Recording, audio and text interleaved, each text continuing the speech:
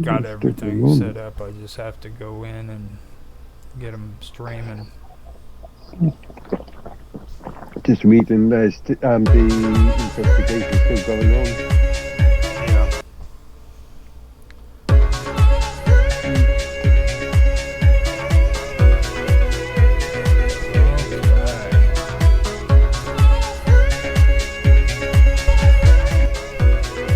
Got Odyssey going.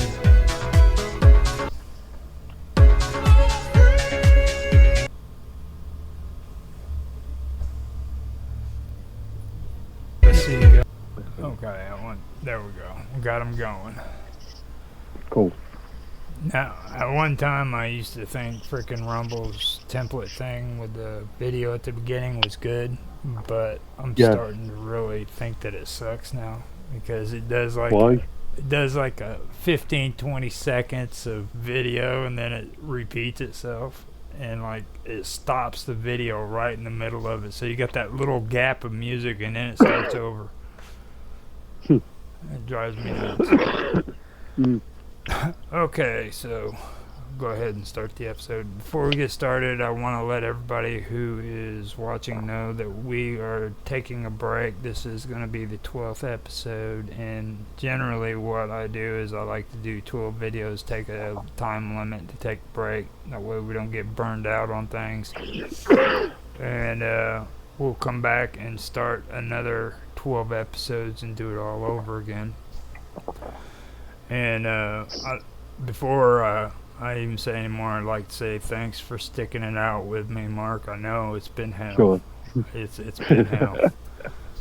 But and today, what I want to do also is kind of because we've been going over a lot of stuff here in the United States, and I was talking to you about this off stream, but I want to focus a little, actually more almost all of this episode on England, period.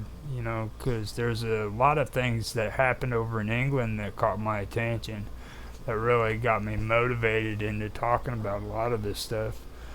And one of them was freaking the Grenfield, wasn't it?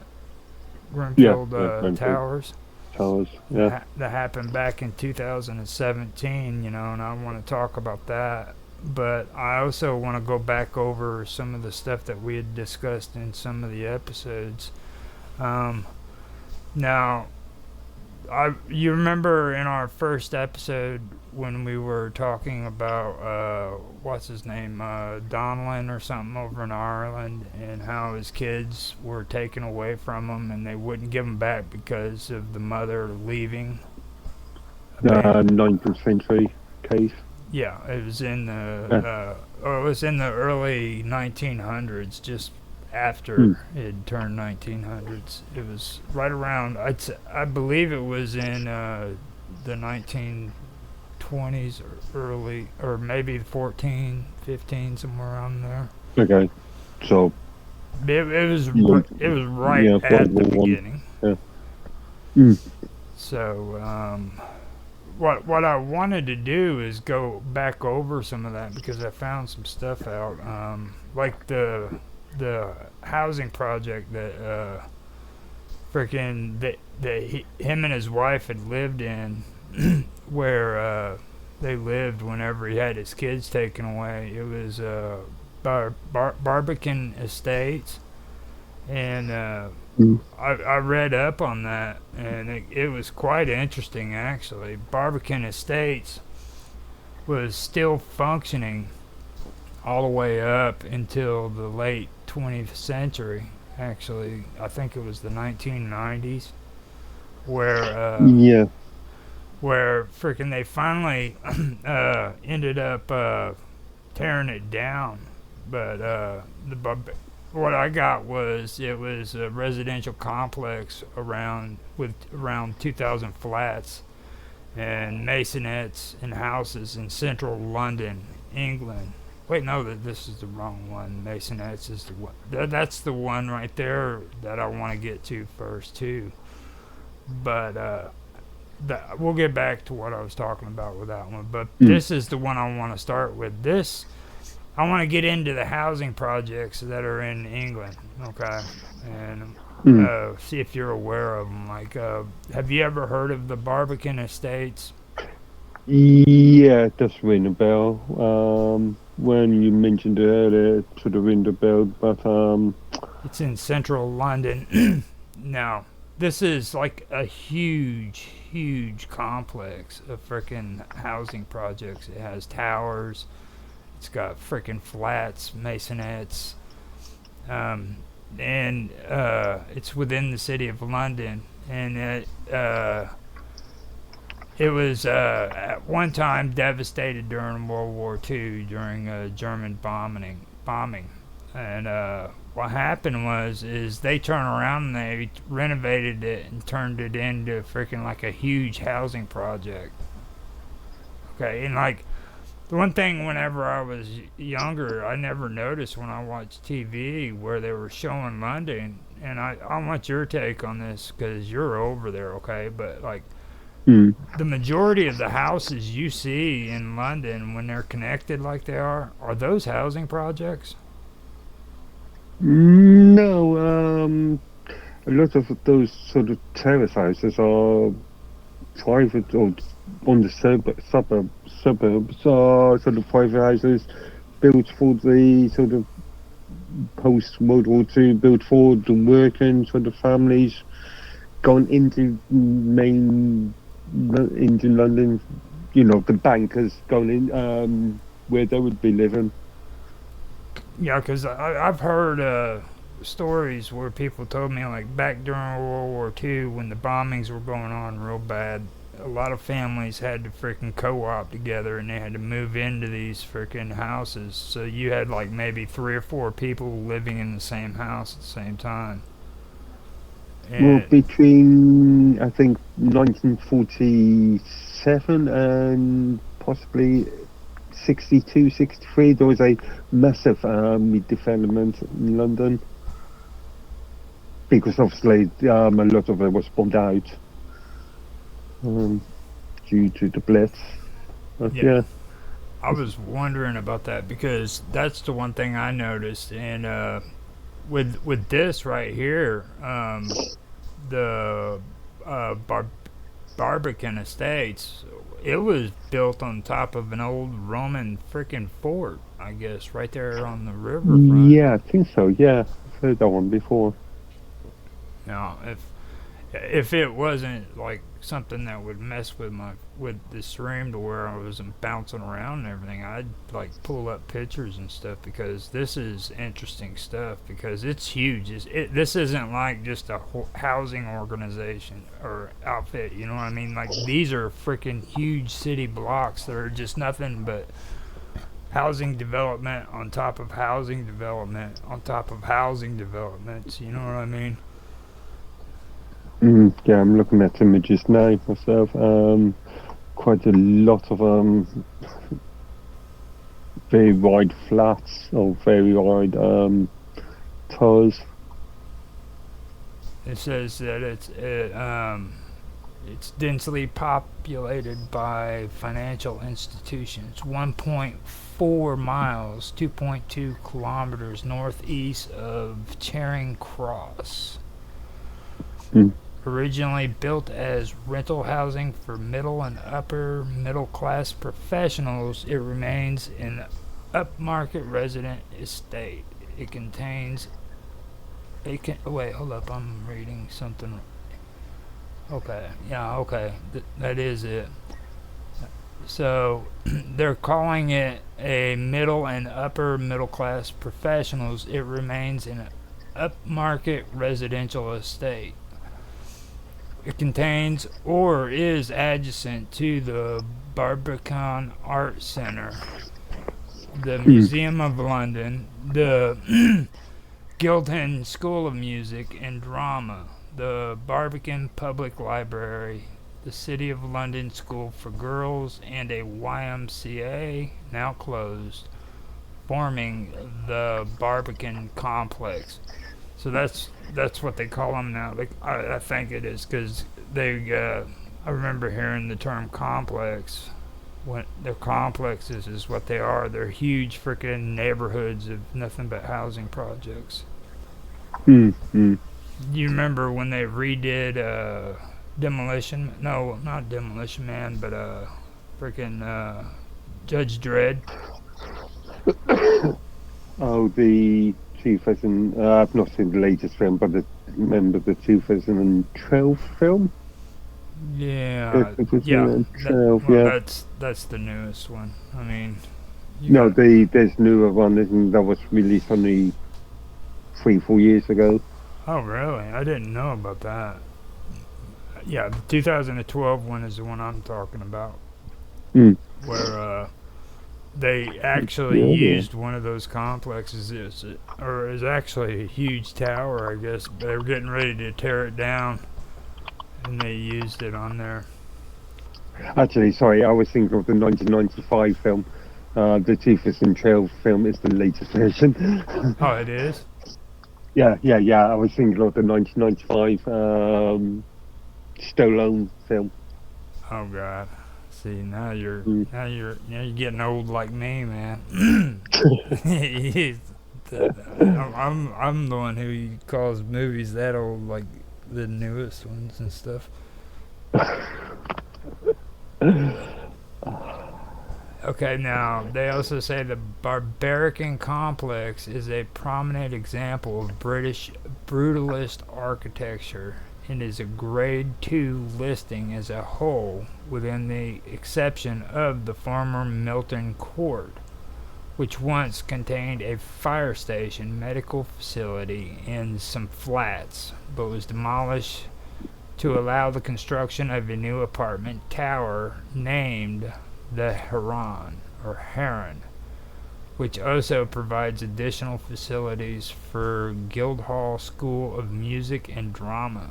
So these places are so freaking big. They're putting museums in them. They're freaking putting School of Music, Drama, all this crazy shit.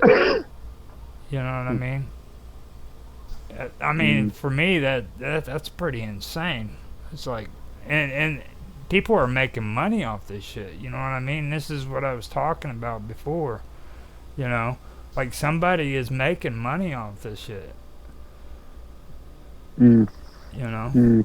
I mean, that's what blows me out of the water. This isn't like freaking private individuals going out and freaking, building this stuff for the poor. You know what I mean? This is the freaking government building this shit up, and they're throwing freaking Right. art schools. It's And private sector companies. It's not the government. The government doesn't have. they're They contracting don't it out. contract. Yeah, they contract. Yeah. The money's coming from your pocket, dude. I mean, the Mm. government's paying these freaking contractors to Oh, do the job. I mean, so the state is paying. Yeah. you know, any way you look at it, it's coming from your pocket. You know what I Mm. mean? Mm. I mean, you can talk about where it's going and all that stuff, but where it's coming from, you know where it's coming from. I mean, now Mm. on 14 June 2007, oh yeah, here it is. The high-rise fire broke out in the 24-story Grenfell Tower block of flats in northern Kensington, West London, at 0054 British Standard Time, which is General Motors time now. Over. Yeah, there'll be 11. Yeah, be 5 minutes to or 6 minutes to midnight on GMT UTC. Yep. And burned for 60 hours. 72 Mm. people died. 2 later in the hospital with more than 70 injured and 223 escaping. It was the deadliest structural fire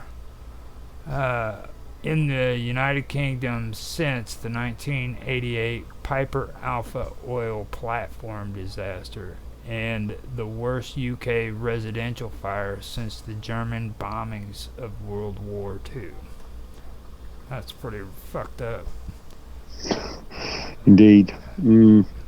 Now, what pissed me off about that and what made me to where I wanted to freaking start getting into this stuff and actually getting online and talking about it is because when they went in there and they did their investigation, they found out how poorly this freaking tower had been freaking kept up and maintained. Okay?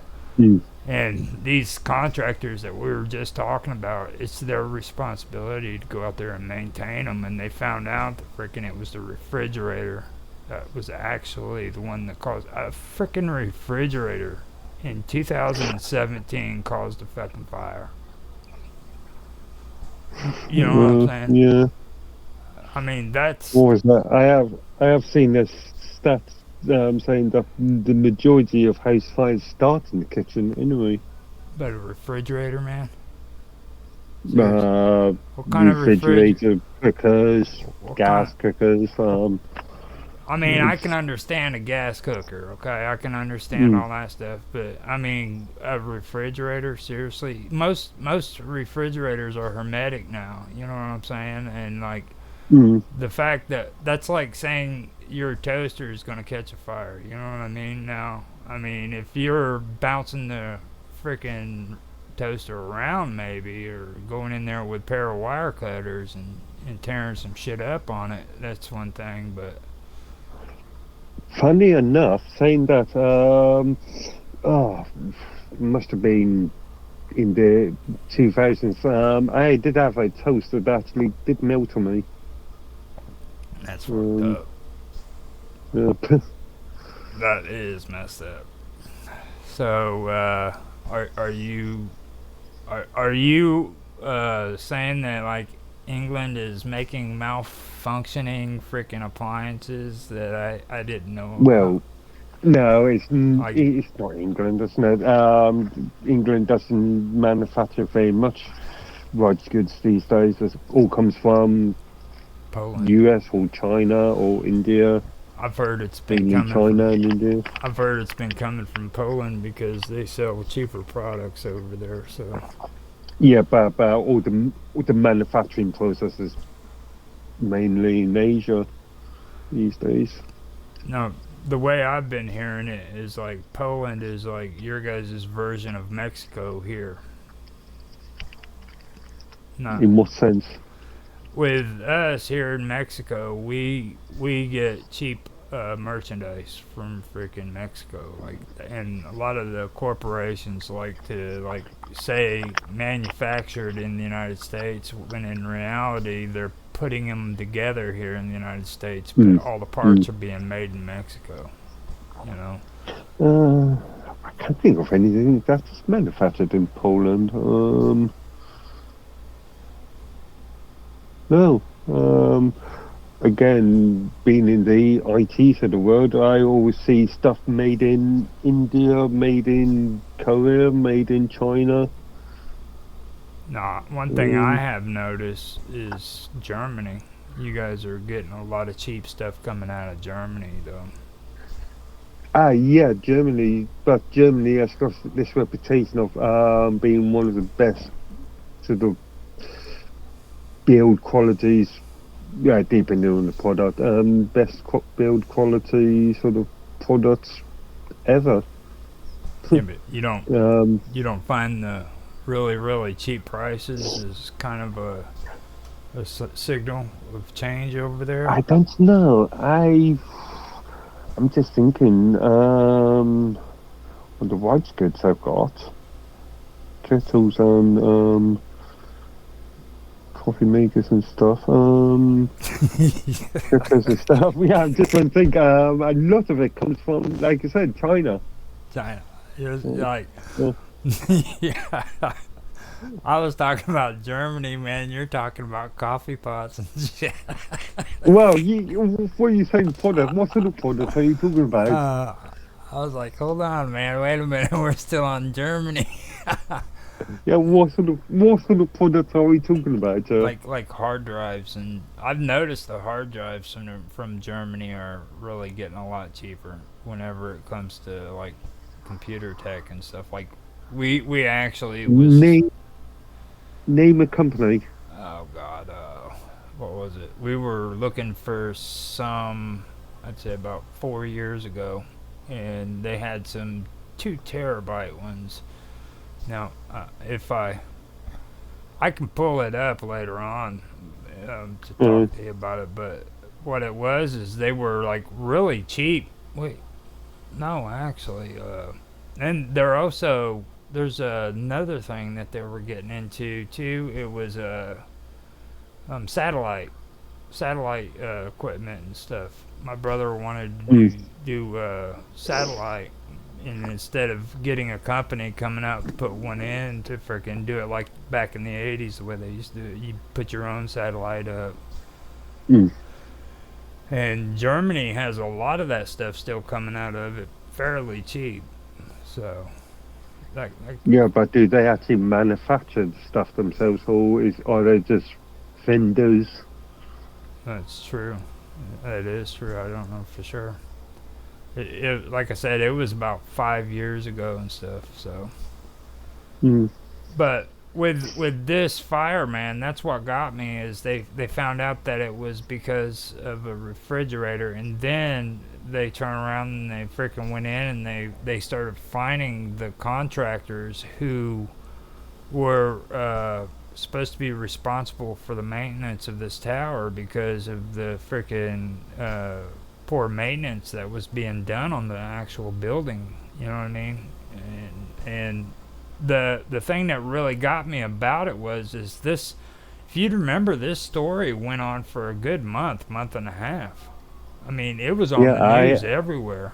actually a lot longer in the UK, and I was just doing some research this before we went on live, and it looks like the case is still going on. The latest report I saw was September last year.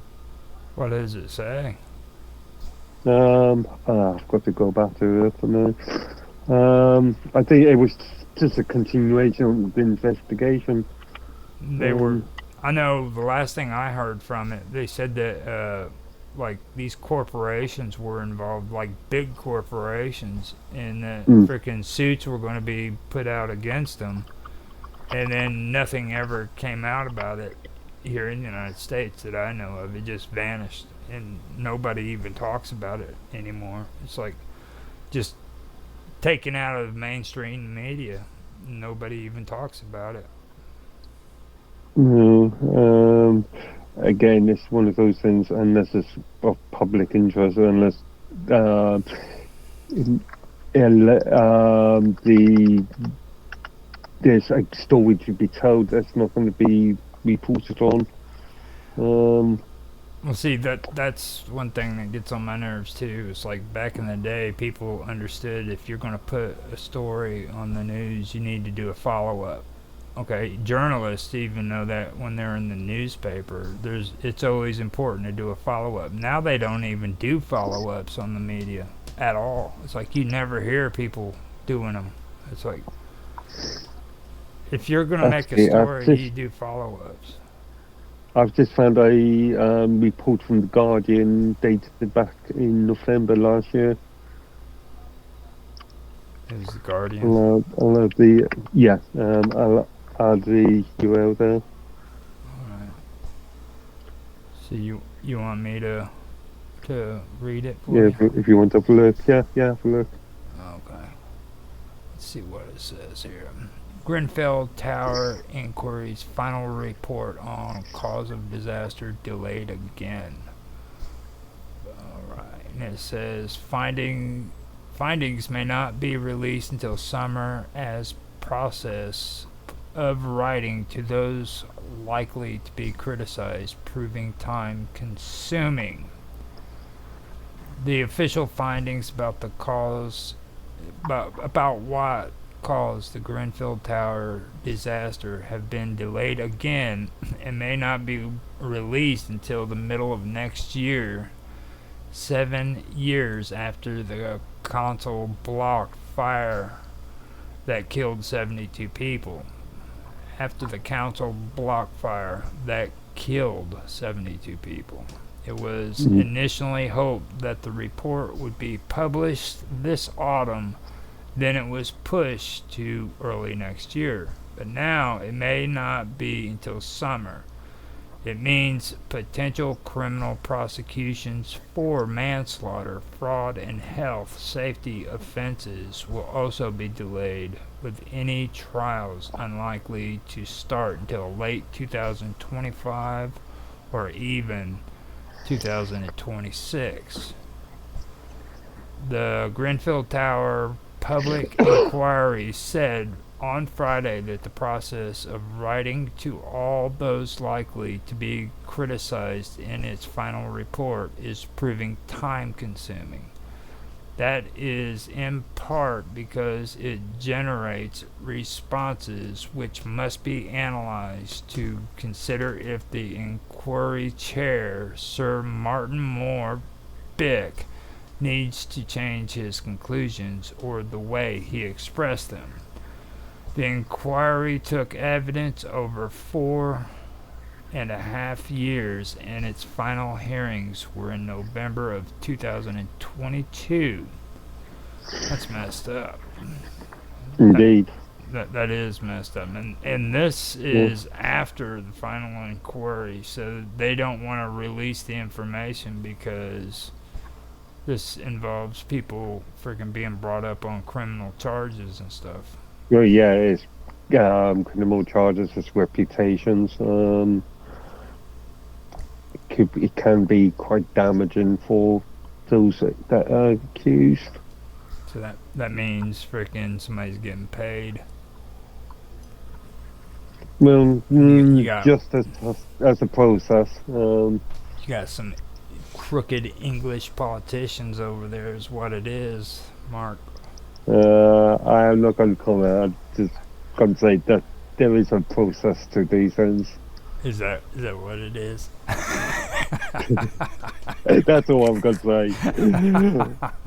And then the other thing is only allegations. It's only suspicions. Okay. I just had to do it. I'm sorry. Okay. Now, with that right there, I'll share the freaking link in the chat too, so that everybody can read it and everything, because I think that's important, and that's one thing that I think people need to keep going, and let people be aware of it, because what happened to those people was freaking horrible. I mean, it was. It even affected me over here in the United States. I remember when they were putting freaking the news up and everything all over the media and stuff, and then on the internet too. Everybody was giving their condolences, and it's sad that frickin' it's just been forgotten. Nobody's even frickin' talking about it no more. You know what I mean? Well, I don't know. Again, I've just come across. Funny enough, I've just come across a report in the Daily or in the Mirror.co.uk who interviewed a person who lived in the flat where the fire started. Who speaks for that? And this was published at the start of this year, so 23rd of January. So they've got more information other than that, then? Not really. This is just their on this individual's own point of view. Oh. Not really any information per se. It's just what they. It sounds like it's being shut down. You know what I mean? It's being shut down and kept away from the public. And it's not being shut down. It's just, again, extremely slow process. 7 years. Well, yeah, 7 years, huh? Because 2017, it's exactly, it's getting close to it. What was the date? June 2017. Yeah. Yep. So it's moving up on the 7th year now. 2 months from now. That's pretty crazy. Tima Mansions, okay, is an extensive public housing complex located in Rialto, Dublin. In the early 21st century, it underwent it underwent a substantial urban renewal program with the assistance of public and private funding. All existing apartment blocks were demolished to make way for 600 accommodation units consisting of social, affordable, and private housing, along with community, business, and leisure facilities at the cost of 200 squiggly mark for English dollars million. Euros. Euros. Yeah. Yeah. uh, Just quickly, Mark. No, not English dollars. Not I'm English sorry. dollars. I'm sorry. I kind of. Just a bit of an insult. I should have already gotten used to like the squiggly lines representing English currency because John makes me have to freaking go and look at that stuff all the time whenever he Uh, does his stuff with it video. is what we call pounds, Yeah, I and know. not what you would really I call was pounds. amazed though. I No, found out you guys still it's- use shekels and stuff too. Like I thought I do it. you use shekels. Pounds and pence. Pounds and pence. See, you don't use shekels. I don't think shekels were actually ever a currency. I think that's more for fictional then, isn't it? Now, what is like 5 shekels? I've heard that being said a lot of times. Like, I think that's just a colloquialism. so nobody ever used shekels. Is that what you're trying to say, Mm. man? Not that I've never heard of shekels. I've heard of shekels as in, but not as a actual Coin. currency. Yeah, no, yeah. I think it's just a colloquialism. You think maybe it's like a Yeah. wooden nickel? Actually, no. Israel, new shekel. Israel shekels. The currency of Israel.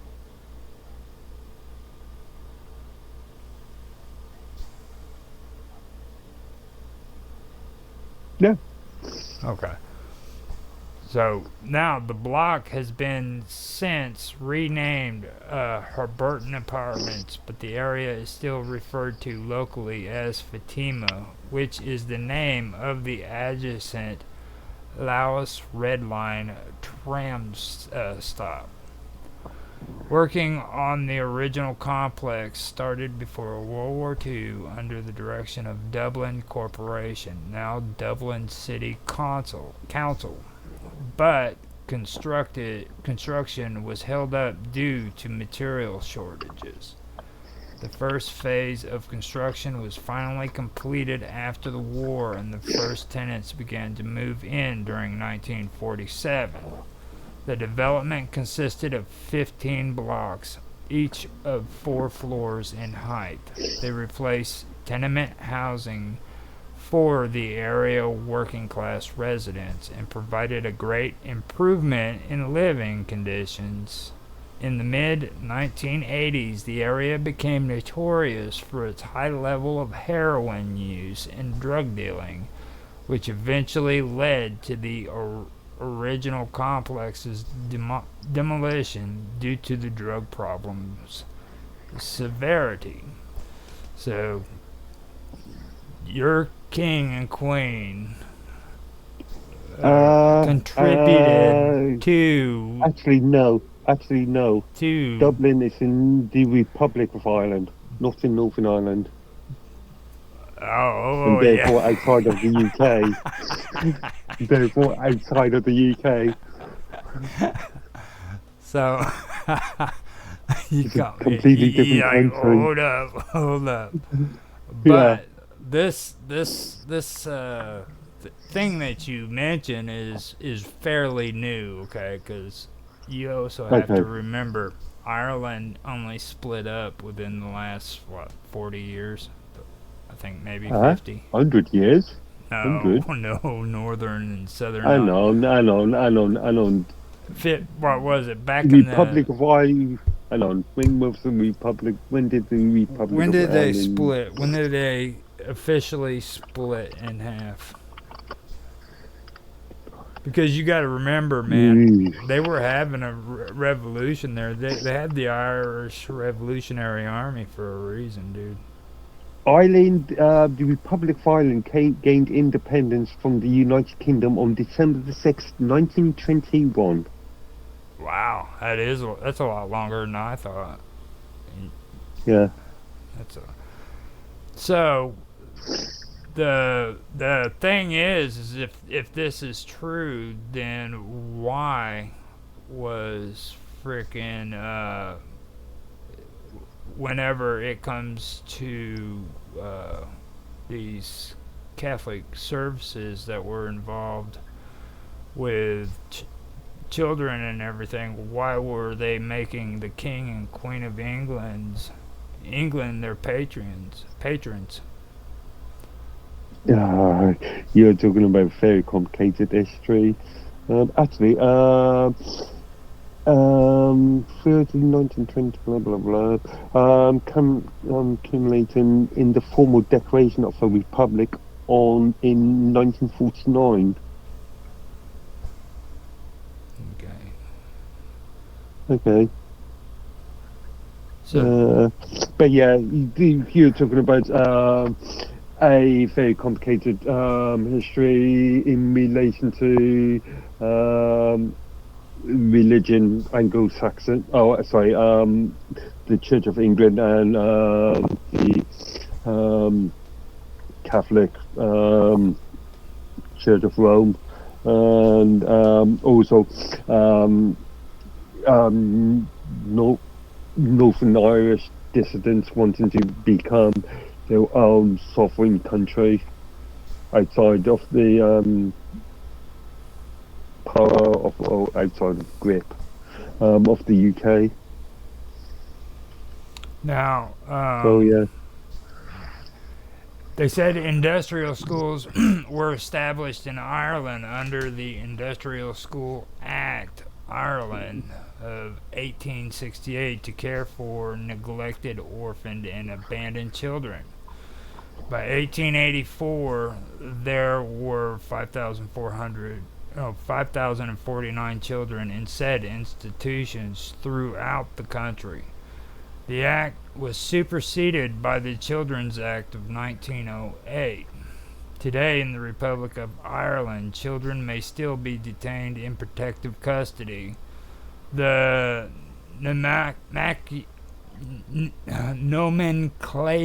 nomenclature. Oh, how Yeah. that's one of Yeah. those Yeah. sophisticated English words. Has changed from industrial school and reformatory schools to children detention school or detention schools. There are 5 such institutions in the state. The equivalent institution in Northern Ireland is the Juvenile Justice Centre at Rathgall, near Bangor.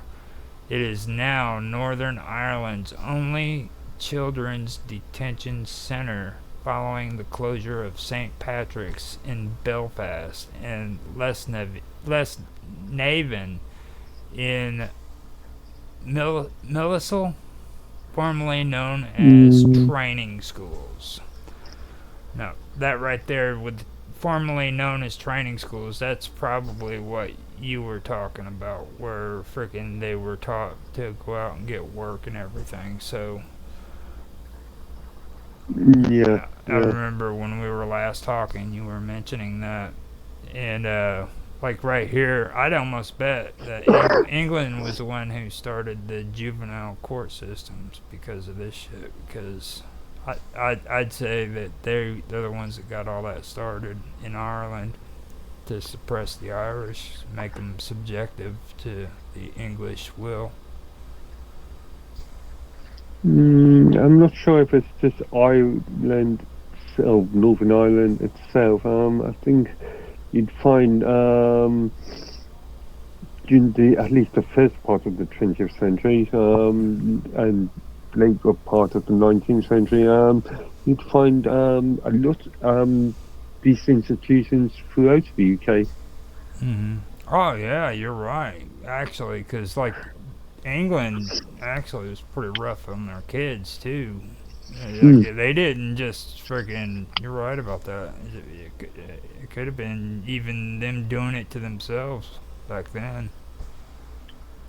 Because like even before, it reminded me of freaking what was his name? God, is Mark? No, guy that did the Christmas Carol. Um, Oh, not Lewis. I forgot his damn name. I can't. Uh, I can't think of I no. can't even think of. He came out with Oliver Twist. I was Yeah, I was thinking Lewis Carroll, but no. Oh my goodness.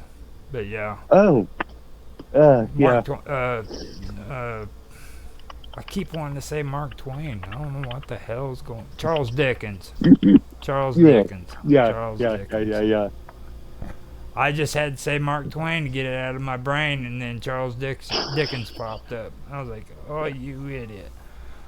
But yeah, um, the whenever you said that, that reminded me though, because we had that conversation too, and it just reminds me of like Charles Dickens when he wrote frickin' Oliver Twist, you know, and a lot of the stuff Charles Dickens wrote was off of his own life because everybody thought that he was, you know, maybe, you know, successful and rich, but he came from a very poor life. He had to live in these kind of Mm. situations back when he was younger.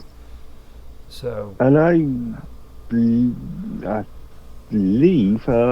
the same sort of situation happened in the US in bigger cities, think places like New York. no, we got smart. We just threw them on trains and shipped them west. Like all of a sudden, trains would show up in these small towns with like train full of orphans and shit. And, like they'd just send them out with freaking lunch bags and shit, and say you Uh, go that way. And that's what they did. They just started shipping them west.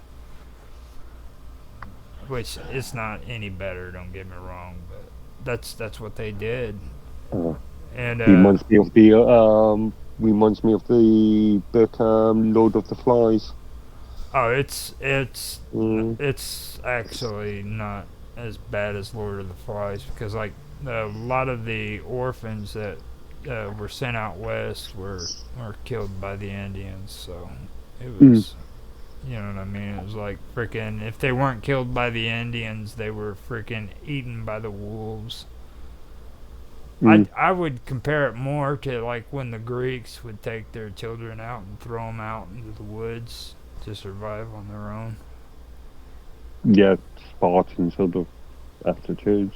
Yeah, Mm, because like Lord of the Flies, man, that was some pretty harsh stuff. Like a lot of people have mm, mm. never really read the book. You know what I mean? Like it got pretty nasty in the book. So Wasn't a very famous 1950s film?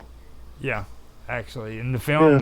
the film doesn't even do the freaking story freaking justice either. They were being really censored on the book because like at the end of the book, they freaking start getting into some crazy cannibalistic shit.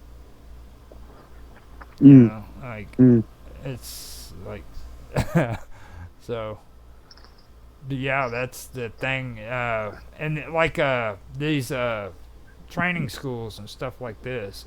Okay, the messed up part about it is a lot of these schools they have the queen and the king as patrons, so you know that they had their fingers still involved, still stuck in the. I'm wondering if maybe they're having the same issue like what Mr. Robot has with the Constitution there in Australia, where freaking the sovereignty of the Queen, you know what I mean? He mentioned that, you mm. know. I'm wondering if that's the way it is in Ireland, if their Constitution holds them to the sovereignty of the Queen like they do in Australia.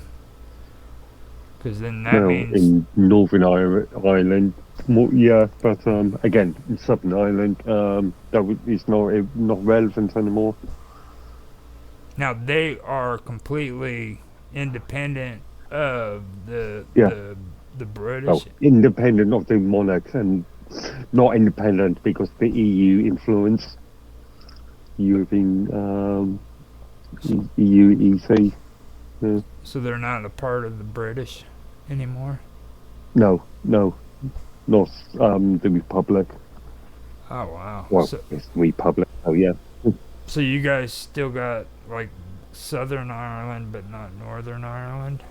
No, we've got Northern Ireland, but not Southern. Oh, that's weird. So that means Southern Ireland, if they were ever to be invaded by England, they'd be screwed because they'd have the Mm, Northern Ireland to the north, and then they'd have England to the frickin' east.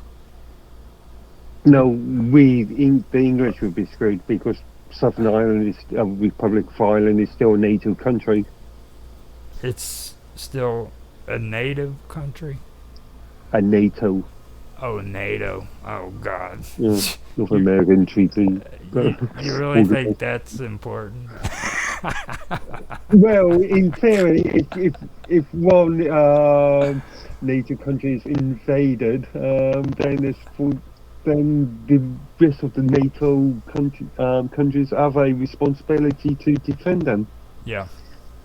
If it actually works out that way, you know what I mean? Yeah, yeah, Like yeah. uh what was the name of that other one? Herzegovina and all them back with whenever they were having the genocides over there. Do you remember that? It was back when we were younger. Yeah, but they weren't actually NATO countries, weren't they? This was just after the break of the Cold War, and they were prior um, Soviet countries. They were part Yeah, of the you're Warsaw right. Pact. I didn't remember. Mm, I forgot all about that because they were actually on the other side of the block. yeah, So whenever frickin' the wall fell, everything just went into chaos, and they yeah, started yeah. frickin' killing one another. As we saw in other countries like Georgia, as an example, and Kosovo, Kosovo now, yeah, Kosovo. yeah, Kosovo, Herzegovina, Georgia, which I still think Georgia should have never been made its own country because Georgia is still a part of frickin' Armenia, and Mm. everybody says that they're not, but that kind of goes back to like the Ukraine thing. You know what I'm saying? Like, In fact, goes further back, goes back to World War One, does not? It goes back to the destruction of the Austrian-Hungarian treaty. yeah, I thought that was actually a pretty good interview that Robot posted up in chat with um, what's his face, Putin. Historically, I think Oh, Putin did a really good job on that. To be honest with you, I really think he broke down that history really well. funny enough, I've not had the review watched the Tucker Putin interview as yet. Hmm. I, Something I've been meaning to over the last week, but just haven't got around to doing it. I was finally able to listen to Bob Dub's response on what it said whenever she did her show with Otto the other day, and I agree with her Mm. on it too. I think if Tucker would have kept his mouth shut, it would have been perfect. You know what I mean? Because how Putin was saying it was great. He was doing a good job, and then Tucker kept trying to relate what he was saying to what was going on today. You know what I mean? And that's not the point. There's a reason why Putin was saying that stuff because people have From to. my understanding, again, I've not watched it myself, but from my understanding, Tucker was fairly open, asked a lot of open questions, tried to put the limelight onto Putin. It wasn't a standard sort of, I don't know, MSBCN or Foxhole standard interview. Well, see, It was really a reform. he even mentioned it like whenever he started up the thing, how he was getting frustrated about the history lesson. You know what I mean? And he didn't understand like freaking like this is Russia, okay, and everything Mm, has to do with history when it comes to Russia. mm, Just period. mm, You know what I mean? So you're gonna have to mm, sit and you're gonna have to listen to that history lesson because sorry to tell you, that's just the way Russia has always been. You know what I mean? It's all about Russia. indeed. You know? In fact, So you find out we have a lot of European countries. I can make the same argument for the UK. well, Um, not not like Russia. Russia no, but I mean on a lot of oh Ireland. Yeah. how we've got to where we are is because of extremely long sort of history. Yeah. And remember, unlike the US, we haven't got this 200 years to go back. We've got Well, you got to almost understand 2,000 years. something. Like here in the United States, the reason we don't need all that time because we actually did it right the first time. Yeah. Yeah, let's talk about foreign policy, shall we? Yeah, yeah. I think I'm going to disagree on that one. I knew that would get you. Now, right here it says, okay, High Park Convent.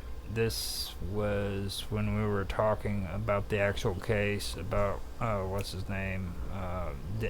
It was in the first episode where his kids were taken away from. Oh, Now, yeah, you mentioned the name earlier. Yeah. this High Park convent in Ireland where Kathleen, there was a woman by the name of Kathleen Elizabeth. Okay, now this kind of gives you an idea, not just because I'll give it the benefit of the doubt. The father in the first story we were talking about, the daughter eventually did say that there was a certain amount of abuse there, but during those time periods, she said too that freaking that was the way parents usually discipline their kids, which I can agree with. But also, I wanted to freaking bring up this case, which I ran into, which involved High Park Convent in Ireland, and it involved a girl by the name of Kathleen Elizabeth and Kathy O'Brien, October the 18th, 1956 to 2024. February 2019, was an Irish author best known for a controversial memoir known as Kathy's Story in Ireland and as Don't Ever Tell Elsewhere, the most successful nonfiction book published by an Irish author. Okay? Now, the daughter of Oliver and Anne O'Brien, she was born in Dublin. However, in her book, O'Brien claims that she was adopted.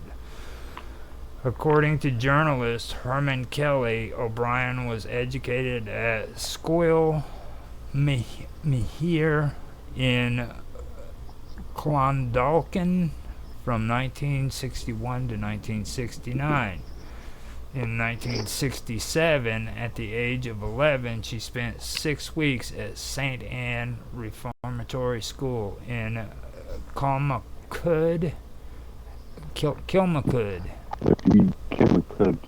Yeah. Kilmacud. Yeah. Kathy's story was co-written with Michael Sheridan, a journalist, and published in 2005. In the book, she described an abusive home life and subsequently being placed in a children's home where she was raped by a priest. She was then sent to a psychiatric facility and finally placed in Magdalene Laundry at High Park Convent in Drumcondra, where she was again raped, giving birth to a daughter who later died at the age of 10. She was described no, she described how after she escaped from the Magdalene Laundry, she was placed in Mountjoy prison. So she was put in a freaking prison, dude. Mountjoy prison. Why does Mountjoy Prison ring a bell with me? I think there was a couple other stories from that area. Mountjoy just rings a bell with me, and I can't pinpoint why. Now, on a trip to New York in 1881, Liverpudlian businessman, People from Liverpool. yeah, Liverpudlian. Liverpudlian will go according to what the story says. Businessman. Liverpudlian. Not Pudlin. Pudlian. Liverpudlian. Pudlian. Businessman Thomas Agnew was inspired to visit. Was inspired by a visit to the New York Society for the Prevention of Cruelty to Children. On his return to Liverpool, he invited leading figures from the town to a town hall meeting and founded the Liverpool Society for Prevention of Cruelty to Children, the LSPCC, in April 19, 1883. Similar societies were subsequently set up around the country, such as London Society for Prevention of Cruelty to Children, London SPCC, founded on 8 July 1884 by Anthony Ashley Cooper. Ashley Cooper was the first president of the London SPCC, with Reverend Benjamin Y. and Edward Rudolph as joint secretaries. First Baroness Angela Burdett Coates was one of the co-founders of the organization, which later became the National Society for Prevention of Cruelty to Children, the NSPCC, in 1889, with Queen Victoria as the patron. So see, they're making patrons out of the Queen and the Kings and everything else, so... And then barons are freaking the ones who are founding these organizations, and the nobles. And then all of a sudden it goes from being freaking nobles to freaking being these, welfare state organizations that are being funded by the taxpayers, you know what I mean? Well, they're generally speaking charitable organizations, so charitable, so partially private sector, but again with tax exemptions. Now they go on farther to say that like the NSPCC is the only UK charity which has been granted statutory powers under the Children's Act of 1988. Which is pretty disturbing, the fact that they were still around by the year 1988 because of the crazy shit that they've talked about, like over 300. Think they're still around even now? Claiming 300 Satan worshippers had freaking... Claiming, but remember, still, unless it's been proven in court. They did it, though. You know what I'm saying? I mean, that's the fucked up part. Let's say allegedly done it. No, not the people, not the Satanists. I'm saying the organization made the claim. Like, okay. You know what I'm saying? That's fucked up. You know what I mean? Like, you got to think there's some fucked up people involved in that organization. If they freaking honestly think there's 300 Satanists running around raping freaking girls, dude. Okay. What was it? Raping? Again, alleged, because again, unless it's been proven in court, which I don't think any of these cases have been. I'm Well, not sure. if I remember what we were talking about, it was three of them that were actually found to have any Okay. credential to it. And then they said that it was just sex was the motive behind it, and the ritual stuff was like coincidental or some shit. Mm, So out of 300 people, you know what I mean? Out of 300 cases, only three of them. Well, actually, I made a note of it, so let me keep reading. Maybe I'll get the real mm, mm. information. The It was the only UK charity which has been granted statutory powers, and statutory laws is what I was talking about. Like that's what I have an issue about, like, because they freaking just hand this shit out, and I think that's crazy. And it's over the Children's Act of 1989, allowing it to apply for care and supervision orders for children at risk. In 1983, the NSPCC launched its centenary appeal in Britain in order to establish 60 child protective teams across the country. Okay. The launch of the appeal occurred during a time when the organization was struggling because of an insufficient amount of public support and government funds. That would probably be right around the time they made the Satan worshipping Actually, claims. funny enough, I seem to vaguely remember um, the story at the time. I was pretty young myself, so yeah. But yeah, the story seems it does ring the bell. What do you kind of or remember about it? Again, very vague, no, because again, we're talking about what, 40, Yeah, 40 years ago? yeah. Mm, Now, to help advertise for the NSPCC, a poster was created. Now, remember, mm, they had to use posters. Back then, they didn't have mm, internet like we did, so it was important. mm. To help Poster, advertise. TV, and radio, yeah. Right. No, to Mm, help advertise for the NSPCC, the poster was created that highlighted the faces of two abused children, one from 1984 and the other one from 1884 and the other one from 1984. The message that was written along with the picture was, "The faces change, the bruises don't." That's fucked up.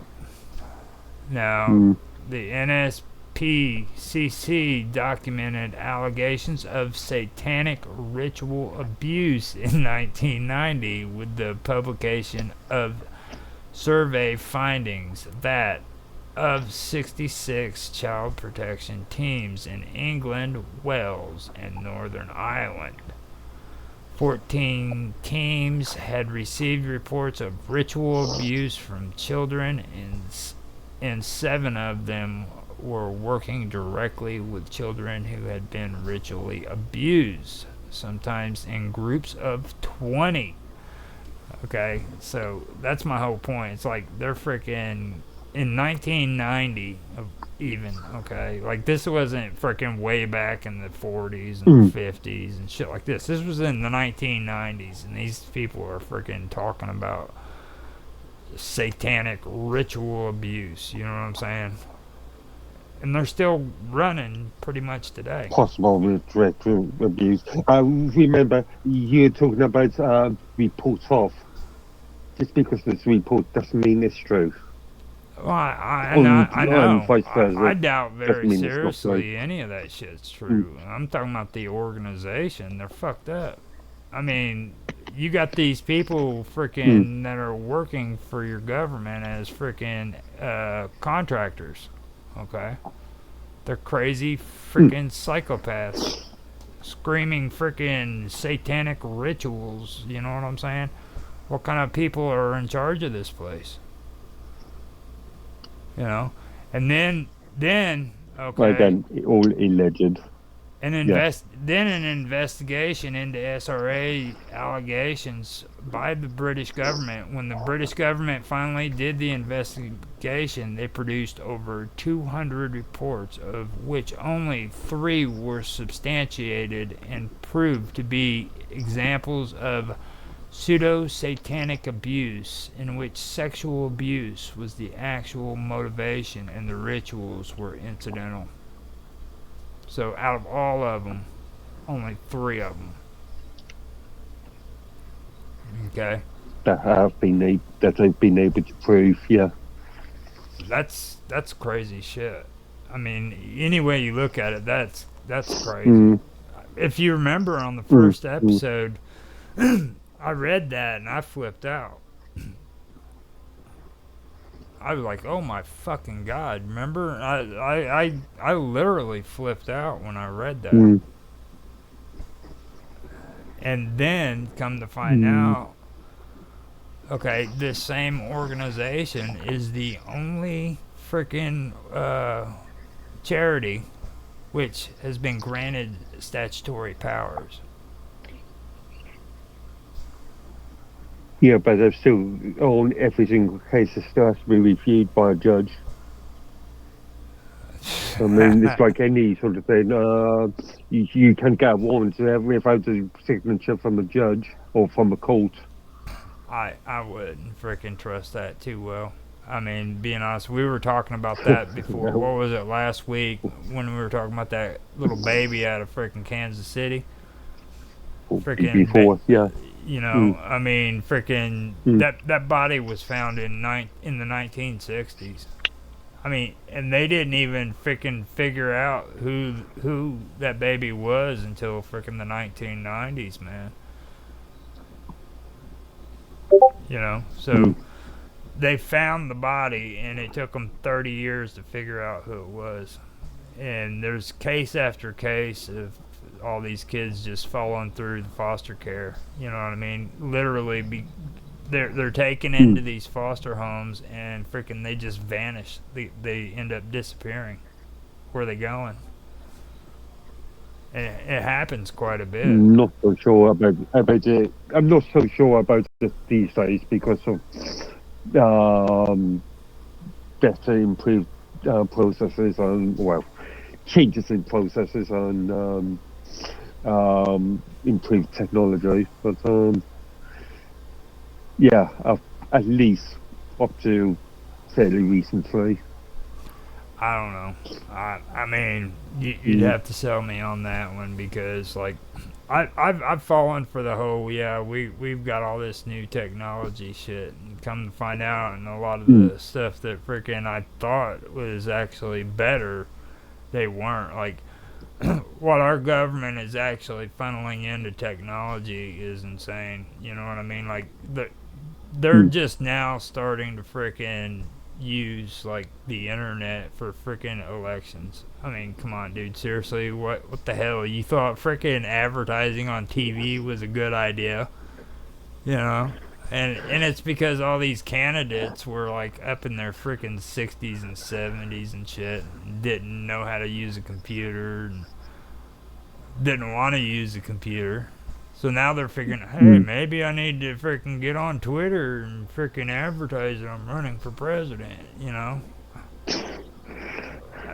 Well, And yeah, that's just one what was it? example. What's the old song? Bugles. The TV killed the radio star. Yeah, Um, the yeah, internet's killed the TV star. exactly. It really Yeah, has. technology's changed. Yeah. And like all I'm saying is like I'm not fooled by all that because like I know like especially when it comes to these government offices, there's no guarantee that they're actually using the technology that's available for them. Now the hospitals maybe, Well, but yeah.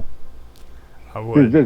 That's the joke around things like the online safety bill in the UK. These are all being decided by people that have been ministers for, I don't know, or been politicians for, I don't know, 30, 40, 50 years, uh, in their 70s now. That's no any, the internet is this sort of magical, wonderful, amazing thing, and no Hmm. idea on how these sort of things work.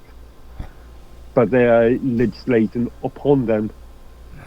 Now I do want to make uh, uh, clarification and apologize to anybody. Well, first of all, I got a comment in our conversation about the Marshall Islands, and they told Mm. me that freaking the Marshall Islands has been independent, and I wanted to apologize to everybody for making that mistake because I didn't realize that until freaking just now. But I wanted to bring When that were up. we talking about the Marshall? The Marshall Islands. When were we? It was when we were talking about the freaking tribal laws and everything here in the United States with the Okay. Indians reservations. Mm. And I brought up Marshall Islands being the sweatshops, and it was pointed out to me that the Marshall Islands have been independent from the United States since the 1970s. So I went Okay. on and I freaking pulled up the information and I wanted to say I'm sorry about making that mistake to you and to everybody who watches this. And I don't really give a shit about the Um, dude that made the comment. I mean, like he ain't never gonna watch our video again, so fuck him. I'm just looking at the Wikipedia page for Marshall Islands, and it seems like they've had a really interesting sort of history. Yeah. German protectorate in 1825. Mhm. They're Um, dirty as shit, dude. I mean, seriously, like sweatshops is like Founded the by Japan in 1914. sweatshops is like the smallest deal. Okay, like Bikini Island. Mm. Okay, the United States freaking went in there. They used them for a nuclear fallout, like dropping freaking nuclear bombs to experiment on. They Yeah, it was literally one of the testing areas. Yeah, they in literally the kicked the in that- freaking people who were on the islands out and told them freaking they couldn't come back. There's people that were native to that freaking those islands that still can't go back to it mm. because of nuclear radiation and shit. And they Mm. keep using it for a dump site for plutonium and shit. Even to Okay. this day. I mean, like after freaking the islands got their independence and shit, you know. It's fucked up. I mean, I still Yeah. I still don't take back what I said though about the sweatshops and everything. And like I went back over it, and it didn't dawn on me that freaking the Marshall Islands were also a part of Bikini Island until I had to go and check this all out again. You know, Mm. if you want to talk about some fucked up shit, that was horrible. I mean, because there were some people that didn't leave, and they freaking ended up having issues because of the fallout. Growing freaking like 5 heads and shit. Babies coming out with freaking deformed bodies. Stuff like Mm. that. So, Yeah, I'm just looking at this historical population sort of charter. 1920 population. Those islands were 9,800. In 2011, it grew up to 53,000. mm-hmm. And then in the last citation was on 2021, I'd say population of 42,000. No, it says here On May 1st, 1979, in recognition of the evolving political status of the Marshall Islands, the United States recognized the Constitution of the Marshall Islands and the establishment of the government of the Republic of the Marshall Islands. Phew. The Constitution incorporates both American and British constitutional concepts. There have been a number of local and national elections since the Republic of the Marshall Islands was founded. The United Democrat Party, running on the Reform platform, won in 1999 parliamentary elections, taking control of the presidency and cabinet. And that's when I finally made my apologies for not knowing that the Marshall Islands were now independent, because I didn't know that until we did that episode. So Okay.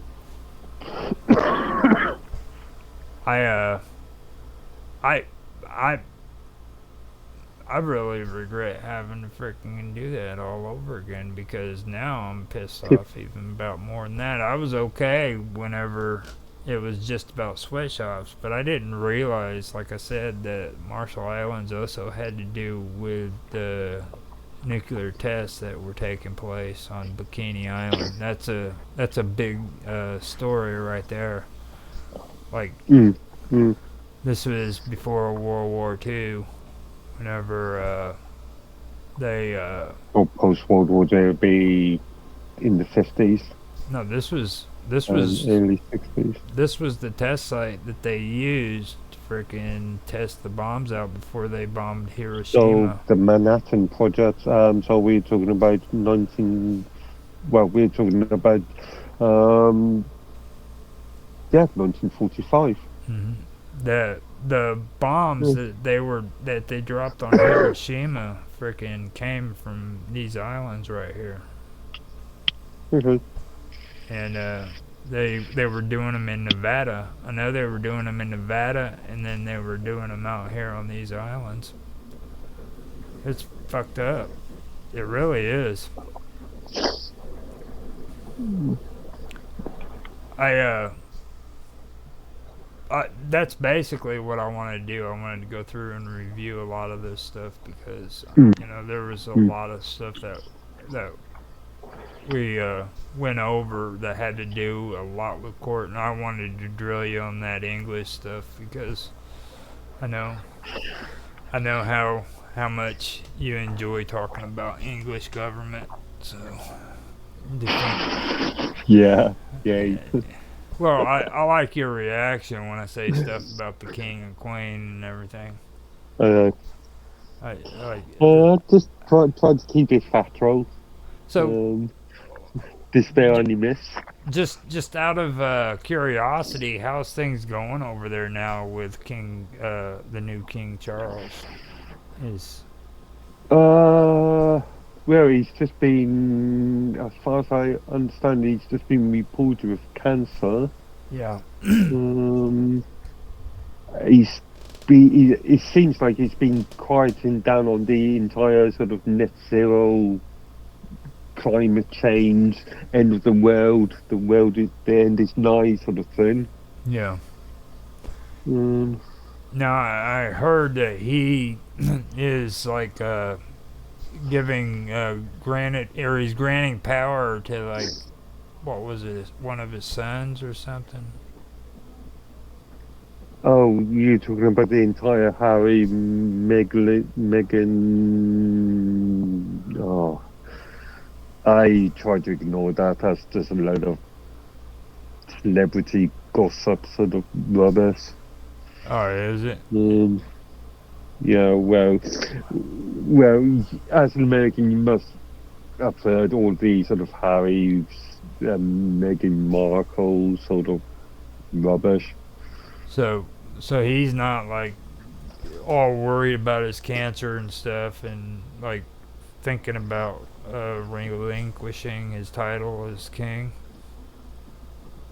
Uh, I've not heard of anything, but it's not really been a story I've been really following that much.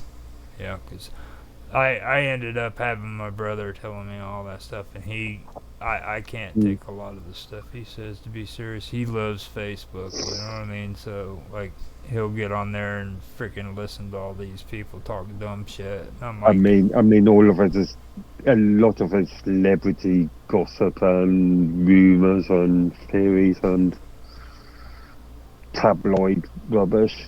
yeah, pretty much. That's what it is. So, Mm. yeah, I was curious about that because I heard that and I was like, hold on, man, because like nobody's going to freaking like. I mean, he's been Prince, you know what I mean, for years. I mean, what is he? He's in Mm. his 60s now, right? I know he's older than I am. 70s? I'm not sure how old is Prince Charles. Oh, King Charles. Sorry, Yeah, so you keep used to calling him call him, Prince. yeah, like so you used to Yeah, calling him Prince. uh, I think I just called him Prince. 75. 75. Yeah, You know what I'm saying? 75. He had to Yeah. be Prince for 75 years, and you're telling me he's gonna step down from being a king because he's got cancer? Seriously, I don't think. No, he will stay king until he dies. Yeah, Whenever that be. especially all the shit that he's been through. You know, like you got to think. I mean, he had all that controversy happen with Diane and everything. You know what I mean? Mm, You realize mm. how many people swear up and down him and his mom killed Princess Diane. Yeah, yeah, yeah. I've heard so many rumors and theories on that. Yeah. I mean, it's insane the stuff that they've gone through. So I wouldn't do it if I Mm, was him. I would be in the freaking hospital bed on my deathbed, giving freaking the kingship. You know what I mean? That's how King yeah, Henry did.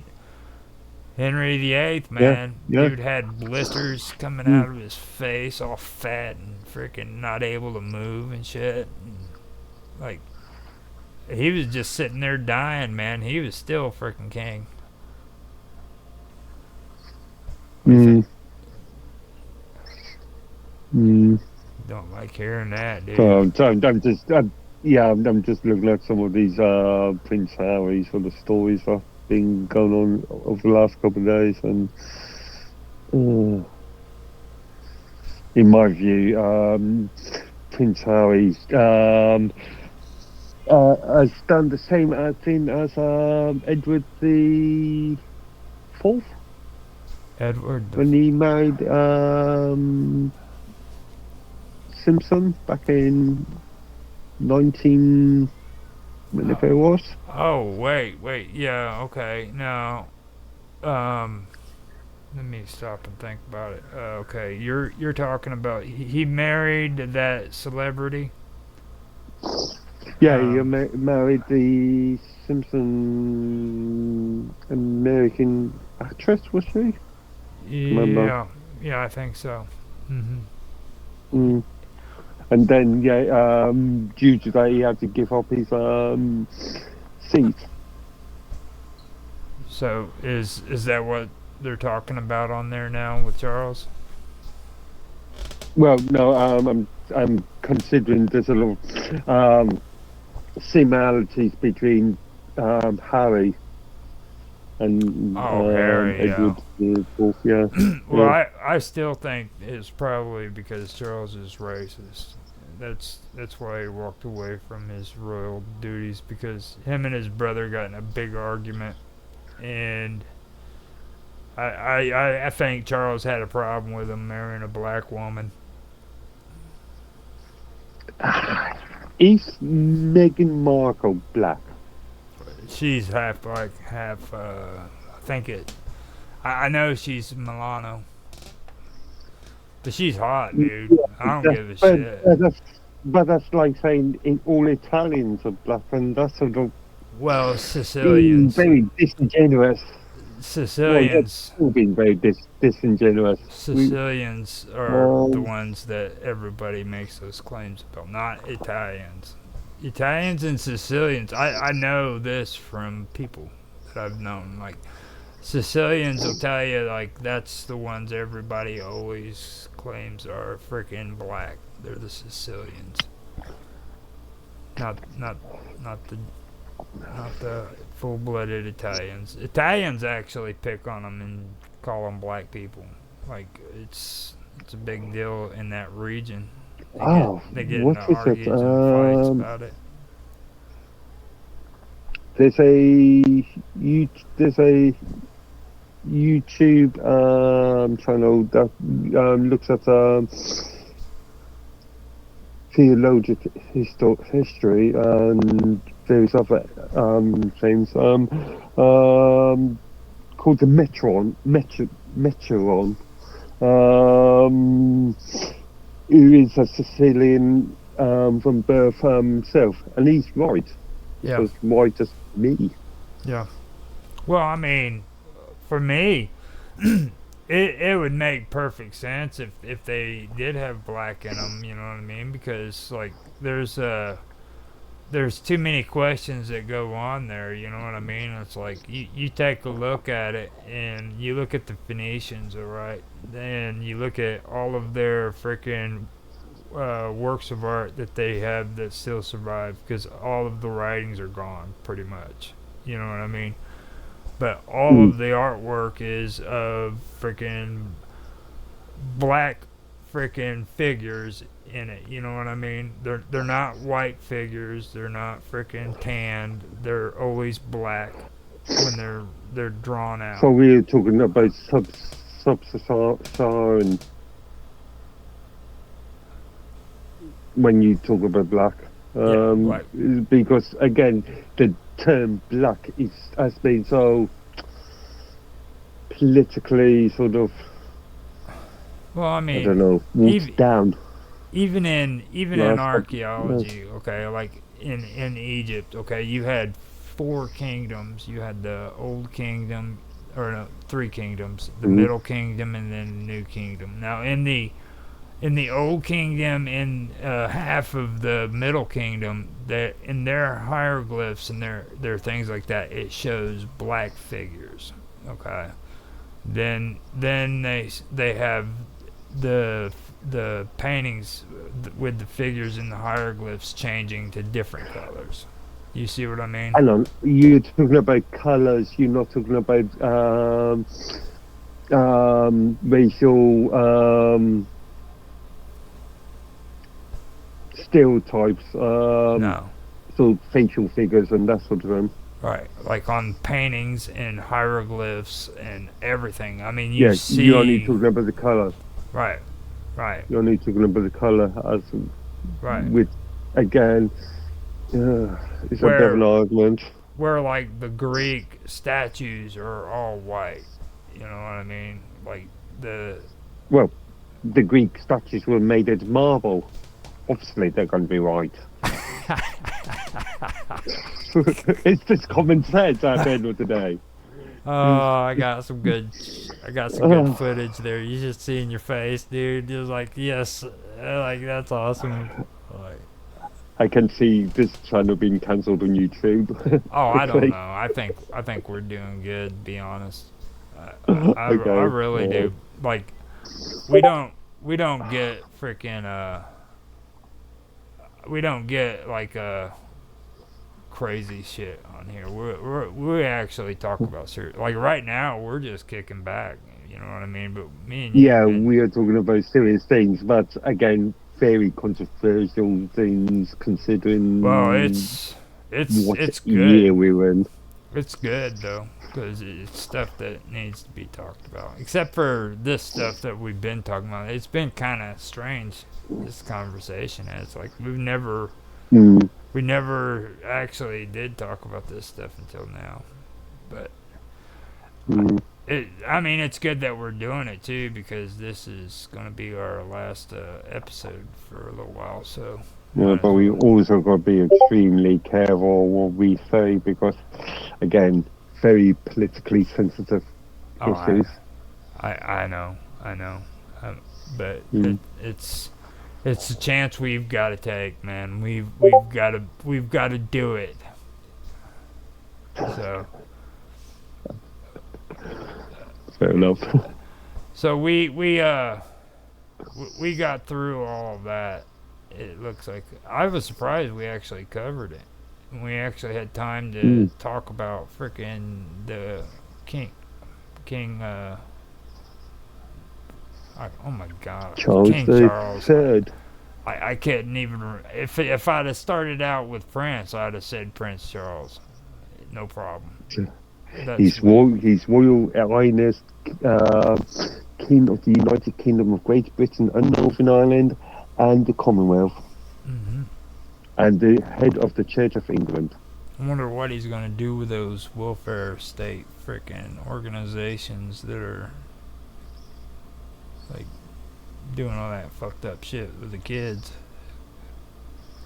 Well, alleged fucked up shit. Um, again, alleged. for the last for the last 200 years, alleged, over and over again, repeatedly. Again, innocent until proven. You do know, like, England is the one who coined the term plausible deniability, right? That shit didn't come from the Mm, United States, dude. I mean, that term was coined in the United Kingdom by freaking England, dude. Okay, like they're the ones who came up with the whole term plausible deniability.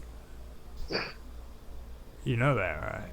mm, mm, It's true. I mean, mm. I actually got curious about that, and I checked it out. It's like it originally came from England. Okay. No matter what, even if they are wrong, they deny it. You have to take them to court Yeah. and prove that England is wrong. If you can prove in court that England is wrong, they might freaking admit to it. Mm. Irrelevant if they admit to it. If they've been proven, then they've been proven. Mm-hmm. And you have to ask them for permission to freaking sue them. I did find that out. That is true in England too. You have to do it here in the United States, and you have to do it in England as well. And I think Yeah, there was but a lot of what you as an American would sue would prosecute as criminal actions. right, but you still have to ask the So there's a government. difference there. You still have to ask the government for permission to sue them. Yeah, yeah, but there is a difference between suing and convicting somebody of a criminal action. There's a difference between civil and criminal courts, isn't there? These days, I don't know. I mean, I'll have to look deeper into that. Well, in the US, it's more of a grey area, but in the UK, there's still a fairly good blue line between the two. I don't know about that. We're gonna have to focus a little bit more on the English Parliament because, like, I mean, you got like this really really high-minded thought when it comes to the English government, and I really think that maybe I'm you're not. like I've got not the English government, the English process, the that's the the UK government. process. That is the government. The process. No, governments come and go, usually once every 5 years. And they follow a process. Um, And they follow a process. and but the process still remains Right. irrelevant. Or yeah. That's the one reason why I wanted to do that today too, is so that we could put a little bit more focus on England because we've been talking a lot about that, and later I'd like to freaking like go a little bit more over Parliament and stuff. So I think that would be pretty good. And I want to find out what the hell is going on over in Germany as well, because those socialists are going to kill us if we don't keep an eye on them. Well, I don't know. This is going to be quite. In the UK, it's going to be quite interesting because of the general election, which probably won't happen until September now, I'm guessing. That's really strange No, I've there been too. saying September. Mm. And then New Zealand, they actually have to have, I think it's re-elections or something. Something happened to where freaking they don't have a government moving into power, so they have their what do they call it, the it's freaking it's like an alternative government that's still in power. A coalition of Transitional. multiple governments. It's a Okay. transitional government. They still have Uh, a traditional. according, Oh, go ahead. according to what I'm seeing, New Zealand's general election isn't until 2026. Oh my God, Last one was 2023. that is messed up. A 3 year cycle. Okay, that's weird. Usually, it's generally speaking, there's 5 year cycles. They they are pretty different from what I've been hearing. So, Uh, well, I think we better bring this to a end. It's an hour and 36 minutes, man. We filled up a pretty good time slot there. mm, It makes up for having to cancel last week. So mm, I wanted mm. to apologize about that too. That that was a big deal. I ended up having some issues going on there, so I had to cancel out on that. So sorry about that, Mark. Right. That's okay. It gave me a chance to actually to meet up with a friend, Yeah. instead. I'll tell you So, what. yeah. I'll tell you what. February has been just as crazy as what January has been for me. I mean, this last 2 months, this is the first time I've actually had to live stream like this during these months, and I didn't realize how screwed up it is, man. Mm, I've done like gaming streams and stuff like that with YouTube, but I've never done like the actual streaming with live, talking and having interviews and stuff mm. like that. In January and February, it is a nightmare. It's like you can't So get it any. might be much like the conversation we had of the tech talk thing. It might be a good idea just to miss some, yeah, not to come back to this until April. Yeah, sometime in the spring and So stuff. yeah, miss out a month. Yeah, yeah, yeah. Because like, Just to sort of reset our batteries, sort of thing. yeah, just Mm, this whole winter thing, just it's not really good at all. You know what I mean? Trying to get everything mm, organized and stuff, and everything seems to be like disorganized. And it's not just me; it's like mm. everybody. So I was like, Yeah. just and I'm still doing some streams too on the side, but like nothing like on a regular scheduled time period. So Mm, mm. So yeah, time to sort of organise ourselves for just return back in April, I think. yeah, get April going and Yeah. set up, and then freaking.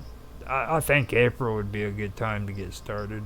So more people would be more Mm, inclined mm, to freaking want to do stuff in April. So mm, all right. Well, if mm. that's it, I guess we can call it the show. I'm glad you was here with me, Mark. We got a Cool. pretty good conversation, and you you Mm. you keep it up on writing me about England and how great you guys are over there.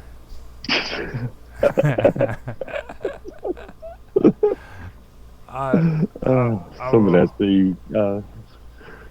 All right. So with that, I'm going to go ahead and end it. And thanks everybody for watching.